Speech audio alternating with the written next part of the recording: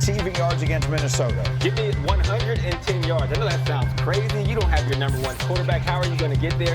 He is the security blanket. Jake Browning is going to use the approach. I know Jamar Chase is down there somewhere. Over 70% for completion percentage when throwing to Chase when he comes in. And one thing Browning can do, like any starting quarterback, is throw the ball down the field. So look for him to have a big day. How about Baker Mayfield? Short week against the Jets, who looked terrible last week. What's your number for Baker Mayfield touchdowns? Give me 3 touchdown passes for Baker Mayfield. He threw 3 against the Falcons. Mayfield mania is building around the country. Listen, we understand that Baker Mayfield is playing like a top 5 quarterback now. I don't think that stops versus the Jets. I actually think he probably plays his best game.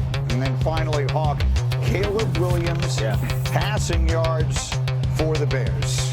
Caleb Williams has gotten a little better every week. Give me 273 yards for Caleb against the Cowboys because their safety play is horrendous.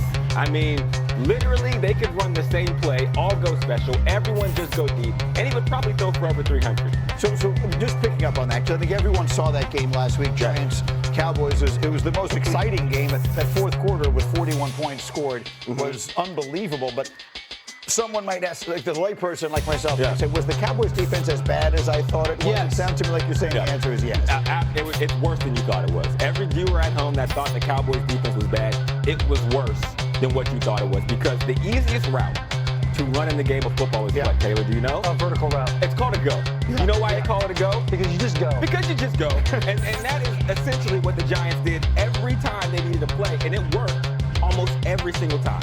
And it was Neighbors and it was Robinson and it was the Cowboys were a mess and they needed to get bailed out by their kicker at the end to win. And I ask all of that because it brings us back to Caleb Williams, who was the most dissected young player in the sport right now. You know, with great promise comes great scrutiny.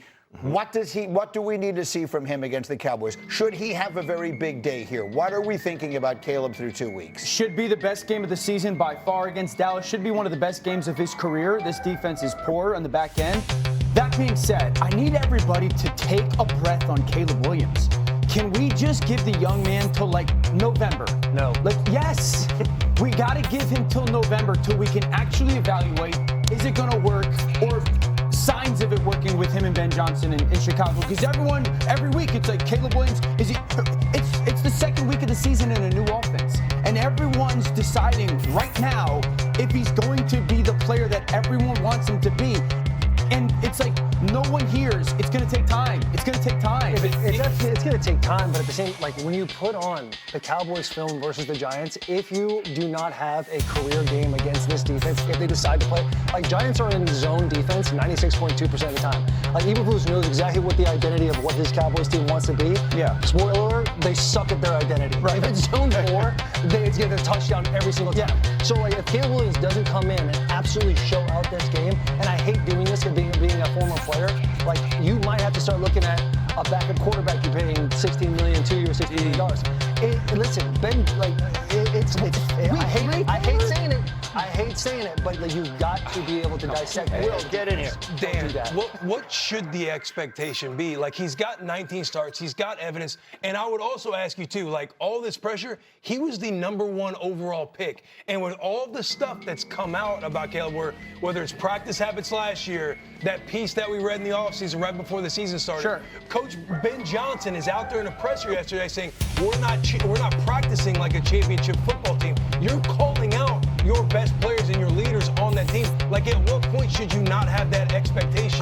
Or at least criticize, like, are we going to get, because you can watch Cam Ward with the Titans. It's been, 2 weeks? Titans offense is bad, but at least you feel something watching Cam Ward to where, it's like, oh, this is a cat right here. You don't feel, there's no moments of feeling that way with Caleb when some of the plays that have been put on tape even this year. Like, here's my thing. That's what I'm saying November, Will. Your perspective of, is it okay? I came into the season saying there was nobody under more pressure than Caleb Williams because I know how it is with the expectation. We can't think of last year, and I understand #1 pick, but he's learning stuff that he's never learned before, ever. And so that's why all offseason it was, you just got to give time for him to break all of those bad habits and start to build good ones. Let me get Hawk in here. What do you think of this? Look, when you're a first overall pick, the reality is you get more time than everyone else. When you're undrafted, and I'm not pointing to you for any particular reason, Will, your leash is a lot shorter You know? No question. You're right about that. We're two games into to year 2, and on top of that, he's going against a coach that he reportedly wasn't a fan of. So you don't think Eberflus is going to come out in this game and say, hey, I know what this guy makes him uncomfortable. I know what he likes. I know what he doesn't like. So I can't use this game in and of itself as the barometer of whether or not he should be benched or he's not the guy going forward. Will, let me ask you the following question. Is the fact, or is it reasonable to add to this conversation the fact that the guy that they chose not to draft, Jayden Daniels, basically set the world on fire last year? That's not Caleb's fault. It has nothing to do with his performance, but does it change the way people look at it? Absolutely. You look at the quarterbacks in his class that are playing well in the football field right now, and to me it's just like, when is it going to be? He's learning completely new stuff. Again, you go back to the stuff that's come out of there with the way he's practiced, with some of the things that, like, look, he looks great when the plays are scripted for him. But when he's starting to ad-lib and go off cuff, he's not looking like these other guys who got drafted. Yeah, but okay, so to remind everybody, I was drafted Jayden Daniels. Like that, I was drafted Jayden Daniels. So this isn't coming from a perspective of like Caleb was my guy. Too, by the way. And if we're going on record. And I was the guy also who said, I don't love the Ben Johnson and him marriage because I know the style of offense that Ben wants to play is based upon rhythm and timing, and that's not the strength of his game. All I'm doing is telling everybody, can we please give the young man 6 to 8 games to see if there's incremental improvement, because then the talent could take over. Because, and this is what I would say coming off of week 2, this game makes me crazy nervous this week. Because if you watched week 1 of last week, there was improvement. And then if you, first half. And then the second half, it was the same stuff. Freestyle, YOLO ball, hero ball, try to score 21 points in one play. And my concern with this game is going against the coach. And I don't want to go 0-3. And the noise that and pressure that will come if he struggles and plays poorly, that he tries to go and dominate the game early on, and that's when he's going to get himself into trouble. Quick final word. Yeah, here's what Caleb Williams has going for him. When the plays are scripted, you see it in the first drive of both of those games. He's very successful. Now, Eberflus, if he has the same game plan as he did against the Giants, it's going to be scripted. He's got the answers to the test right in front of him. And if you can't produce with that, buddy, very impatient 6 to 8 weeks. Very impatient 6 to 8 weeks. Coach Johnson is there, not for Caleb Williams. He's there for the organization. In New York against the Giants, they haven't won a game, but it looks like they'll be getting back Xavier Worthy because he was limited in practice yesterday. Jalen Royals, the rookie wide receiver, also back. So there's a chance that the Chiefs will get some help in an area where they really need it. With Worthy back, possibly Jalen Royals back, and they would have 2 more weapons against the New York Giants on Sunday night as they look for their first win. Well, look, no one might be more hopeful to get Worthy back on the field this week than Travis Kelce, who's the one who accidentally injured him in week 1. Here's Travis on the rough start for the Chiefs on his podcast this week.